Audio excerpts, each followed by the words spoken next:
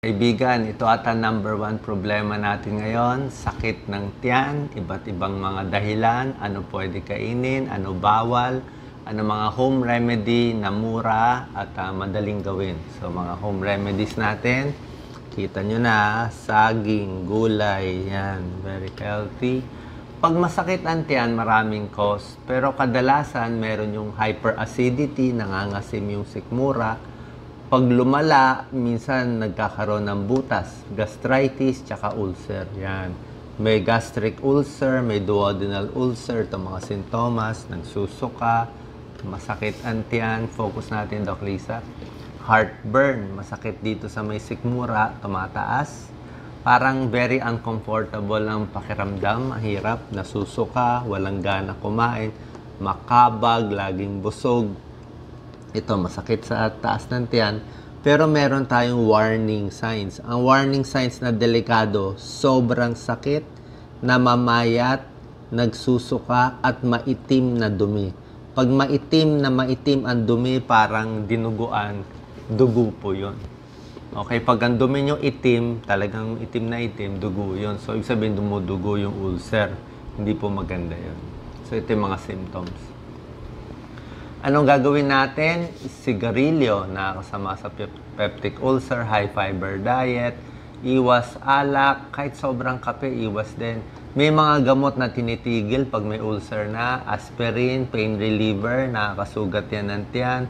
Yan nga lagi ko pinapayo sa inyo, di ba? Hinay-hinay sa pain reliever at pagkain, pa konti-konti lang. Ito picture ng ulcer.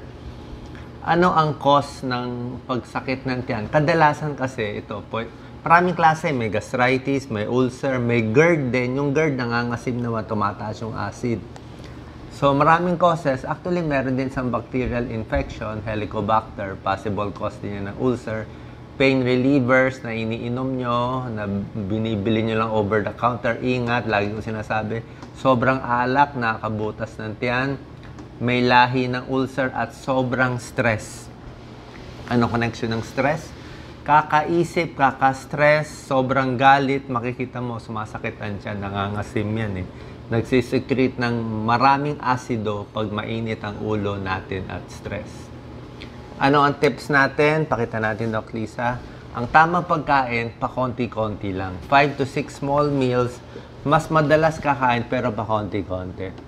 Hindi mo pupunuin yung tiyan para hindi siya mahirapan. Magpahinga bago at pagkatapos kumain. Huwag mag-meeting habang kumakain para hindi kayo ma-stress. Dahan-dahan ang nguya at kain. Umupo ng maayos. Yan, dapat maluwag ang pantalon habang kumakain. At bago matulog sa gabi, 3 hours. Hindi ka pwede matulog ng bagong kain kasi aakyat yung kinain mo. Kailangan mo actually mga 3 to 4 hours bago medyo maubos yung kinain mo at mawala dun sa tiyan. Pwede rin maglakad, tapos kumain sa gabi, lakad-lakad para gumalaw yung kinain. Ano ang bawal kainin? Para sa karamihan ng tao, bawal. Sobrang spicy, sobrang acidic, alak, yan, maasim masyado, iwas tayo kung masakit na sikmura. Alak, bawal. Sobrang oily, pag maraming mantika kasi, mahirap matunawan. Pag maraming oil na kinain nyo, matagal ang pag-empty ng tiyan natin.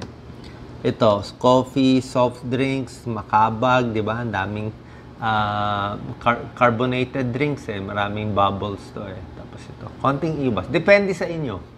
Pero mas gusto ko yung mga matatabang na pagkain. Ito pwede, ito iwas. Pwede at ito iwasan.